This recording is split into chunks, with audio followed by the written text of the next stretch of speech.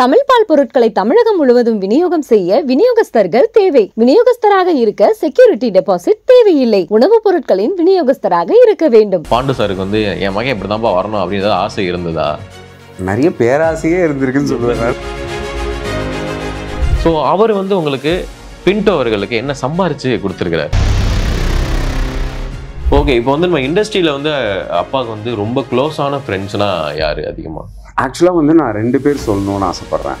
எங்கள் அப்பா எனக்கு கொடுத்த முதல் அட்வைஸ், லாஸ்ட் அட்வைஸும் அதுதான். நல்ல பாசிட்டிவ் கால்ஸ்லாம் வருது. நான் ஒர்க் பண்ண ஒரு படமும் நெக்ஸ்ட் மந்த் ரிலீஸ் ஆகுது. இவர் மணிகண்டன் ஹீரோவாக பண்ணுறாரு. சொல்லி லவ்வர்னு சொல்லிட்டு ஒரு ஓகே ஓகே ஓகே எங்கள் அப்பா வந்து சைனேஜ் பிஸ்னஸ் பண்ணுறாங்க.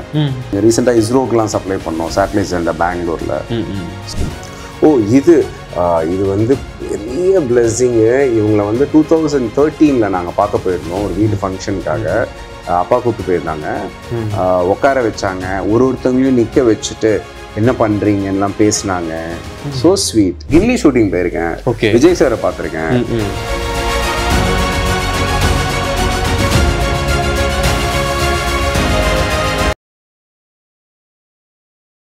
குமுதம் நேயர்களுக்கு வணக்கம். ஸோ இன்னைக்கு நம்ம கூட இருக்கக்கூடிய கெஸ்ட் வந்து பார்த்தீங்கன்னா நமக்கு ரொம்ப பிடிச்ச பாண்டு சாருடைய சன்னு சொல்லலாம். அதுவும் இல்லாமல் கேப்டன் மில்லர் படத்துல இவர் செம்மையா பண்ணியிருக்கிறாரு அப்படின்னு சொல்லிட்டு மனசுல நம்ம பட்ட ஒரு முக்கியமான ஒரு ஆக்டர் பின்டோ Pandu sir. Hi hi hi வணக்கம்.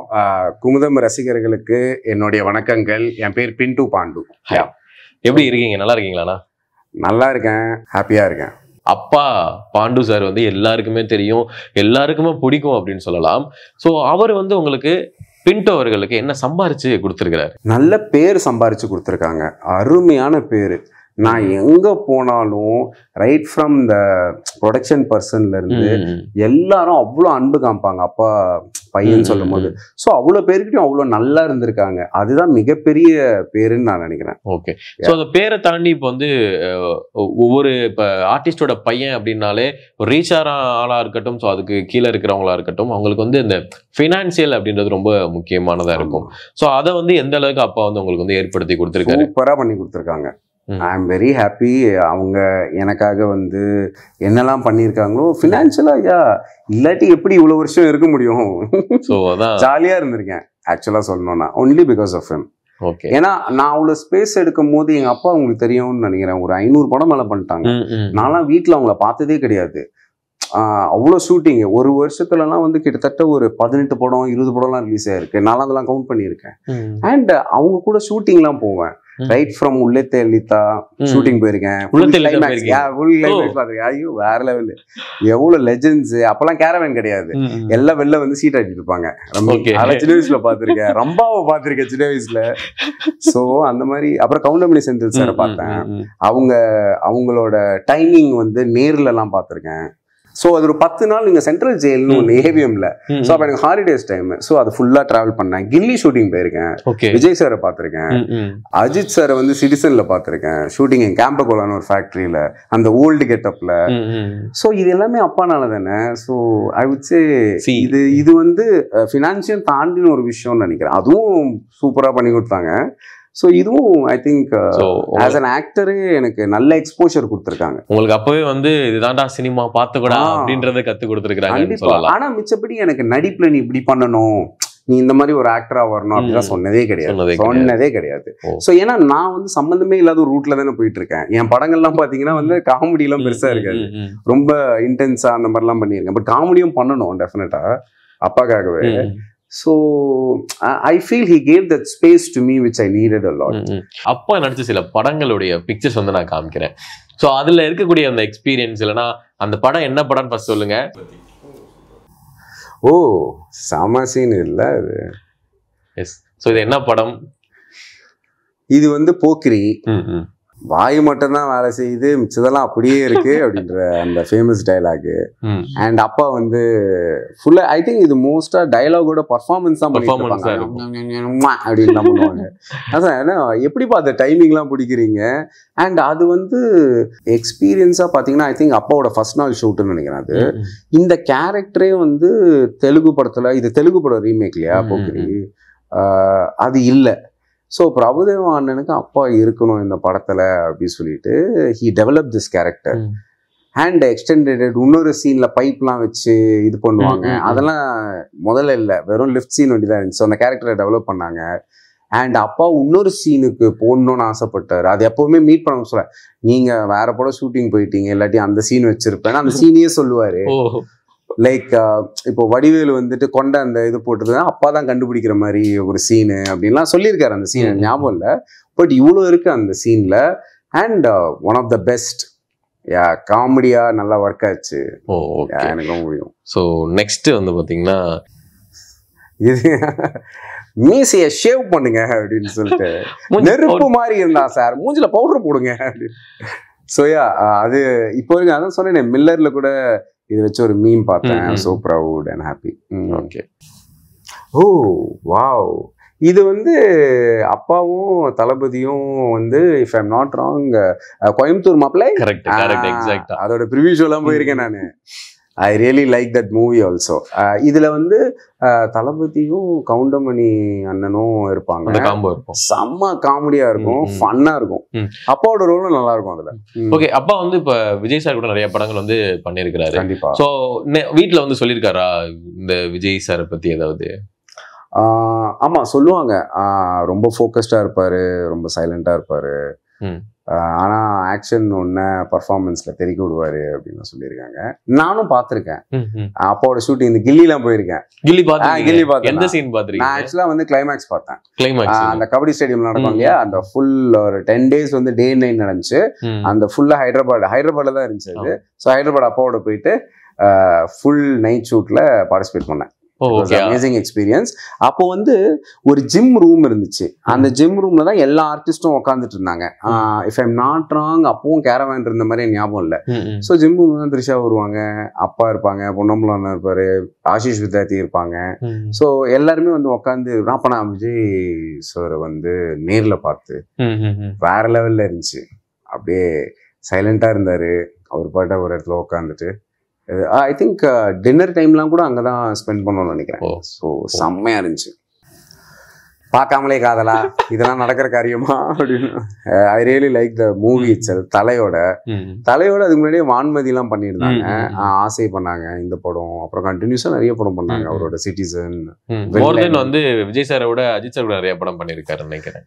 அப்படி தெரியல எனக்கு. ஏன்னா இவரோடய ஷாஜகான், விஜய் சாரோடய ஷாஜகான், கோயம்புத்தூர் மாப்பிள்ளை, அப்புறம் பத்ரி, கில்லி. ஸோ அஜித் சாரை பத்தி ஏதாவது சொல்லியிருக்கிறாரு அவரப்பா? அஜித் சார் வந்து அப்பாவோட ரொம்ப க்ளோஸ், நல்ல பாண்ட் இருந்துச்சு. அண்ட் அஜித் சார் வந்து ஜென்ரலாகவே செம்ம ஹாஸ்பிட்டலா ரொம்ப அன்பா இருப்பாரு. ஸோ அப்பாவும் அவரும் வந்து நல்ல பாண்ட் ஷேர் பண்ணாங்க.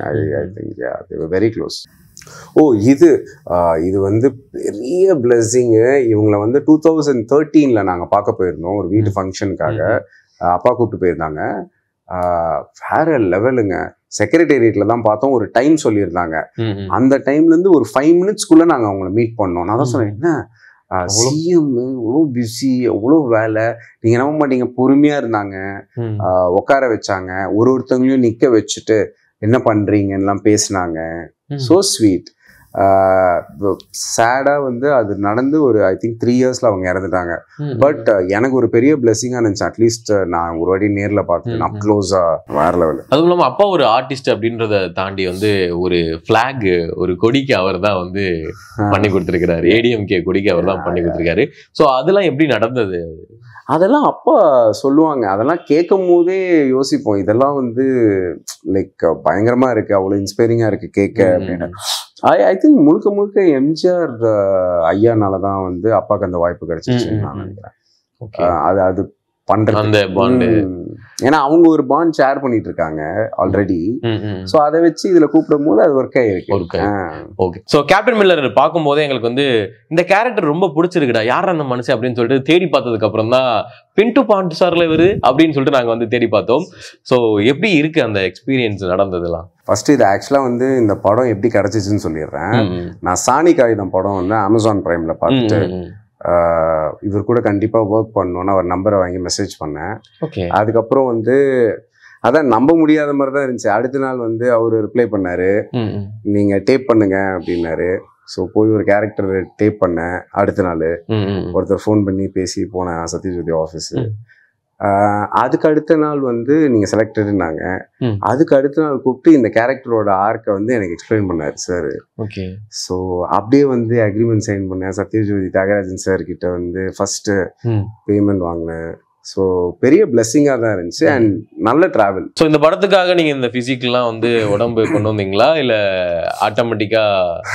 இல்லை, ஆக்சுவலாக வந்து எனக்கு ஃபிட்னஸ் இன்ட்ரெஸ்ட் ரொம்ப ஜாஸ்தி. ஸோ சின்ன வயசுல இருந்து ஒர்க் அவுட் பண்ணுவேன். இந்த படத்துல வந்து ஆக்சுவலாக கேரக்டர் வந்து உங்களுக்கு சொல்லணும்னா ஒரு ராயல் கார்டோட ஹெட், அதாவது தலைமை காவலன் அப்படின்னு சொல்லுவாங்க, அதுதான் கேரக்டர். ஸோ அவர் என்ன சொன்னாருன்னா நல்ல வெயிட் போடணும் அப்படி சொல்லிட்டு முதலே சொன்னாங்க. ஸோ நிறைய வெயிட் போட்டேன், ஒரு 90 கிலோ அந்த ரேஞ்சில் போட்டேன். நீங்க வந்து பாண்டு சாரோட பையன் அப்படின்றது அந்த டைம்ல உங்களுக்கு தெரியுமா? ஆக்சுவலாக வந்து அது வந்து எங்கள் அப்பா எப்பவுமே சொல்லுவாங்க, அது உனக்கு ஒரு விசிட்டிங் கார்டு மாதிரி அப்படி சொல்லிட்டு. ஏன்னா வந்து அவரோட பையன் அப்படின்றது அது அவருக்கு தெரிஞ்சிருந்துச்சு முன்னாடியே. அதுதான் உண்மை. ஆஃப்டர் கேப்டன் மில்லருக்கு வந்து யாராவது பேசி வந்து சொல்லியிருக்காங்களா இது வரைக்கும்? நல்ல பாசிட்டிவ் கால்ஸ்லாம் வருது. ஆஃப்டர் கேப்டன் மில்லர் இப்போதானே பொங்கல் முடிஞ்சிச்சு, மேபி வரும்னு நினைக்கிறேன். ஆல்ரெடி நான் ஒர்க் பண்ண ஒரு படமும் நெக்ஸ்ட் மந்த் ரிலீஸ் ஆகுது. அது வந்து இவர் மணிகண்டன் ஹீரோவா பண்றாரு. பிரபு ராம்வியாஸ்ன்னு சொல்லி லவ்வர்னு சொல்லிட்டு ஒரு. Okay okay okay okay. So அதில் நீங்கள் பண்ணியிருக்கிறீங்க? நான் பண்ணியிருக்கேன். ஓகே. அது நெக்ஸ்ட் மந்த் வருது, February 9th. அது இல்லாமல் ஆல்ரெடி ஒரு ப்ராஜெக்ட் வந்து அமேசான் பிரைம்காக ஒரு வெப் சீரிஸு அசோக் செல்வன் பண்றாரு ஹீரோவா, லீடா. ஏப்ரஹாம் பிரபுன்னு ஒரு டைரக்டர், சௌந்தர்யா ரஜினிகாந்த் அவங்க ப்ரொடக்ஷன், May6 என்டர்டெயின்மெண்ட் சொல்லிட்டு கேங்ஸ்ன்னு ஒரு. பட் அது நிறைய நாள் இன்னும் ஷூட்டிங்லாம் இருக்கு, ஏன்னா சீரீஸ்ல உங்களுக்கு தான் தெரியுமே.